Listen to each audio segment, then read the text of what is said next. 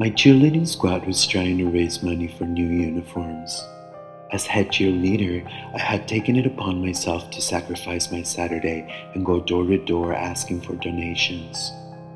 I wasn't having much luck because it seemed like most everyone was out enjoying their day, so I decided to travel to the more rich, all-money neighborhood in hopes of appealing to a kind, wealthy, elderly person. One of the first homes I saw was a beautiful tower in Victorian. For some reason, I felt very drawn to this particular house, as if it had been calling out to me. I put on a smile and rang the bell. Instantly, almost like my arrival had been anticipated, an old but stylish lady appeared at the top of the stairs. She hobbled down wearily, engaging me with her gaze more and more intensely as she drew closer. She opened the door, and before I even really had a chance to give her my name, she motioned me to come inside. I entered a large sunlit room. Two similarly dressed and equally stylish old women and one well-dressed but somewhat stroked-looking woman sat around what appeared to be a lovely midday tea party. The first woman gestured for me to sit down and join them. They seemed delighted at my presence. I felt a bit uncomfortable, but I did not want to seem rude.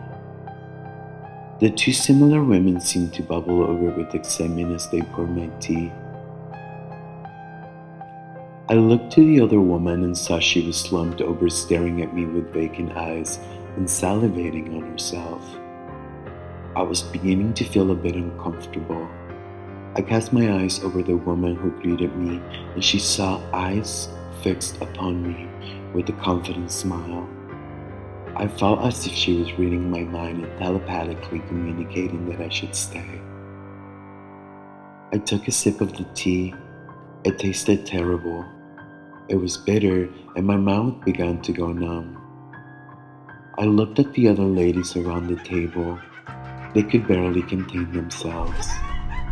The twins cackled widely. They stroked one groin widely and looked deranged. The first woman began to cackle as well.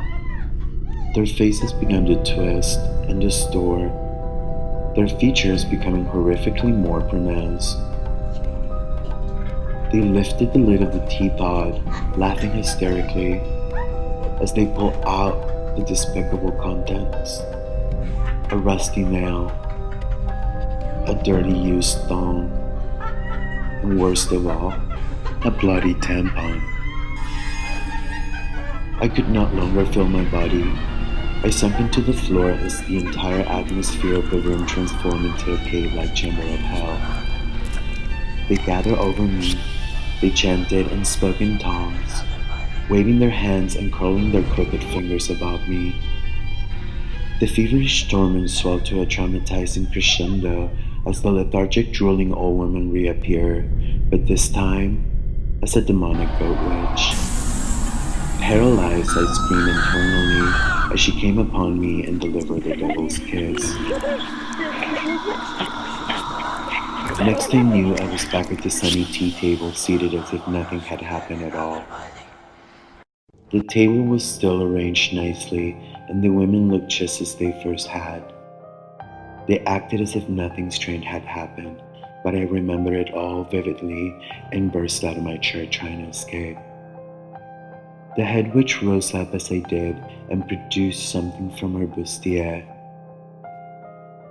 I was about to panic when I saw it was an envelope containing what I was made to understand was a check of a handsome sum.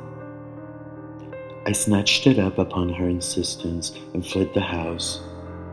I looked back as I ran from the street and saw her peering out from the window, revealing her hideously disfigured true form.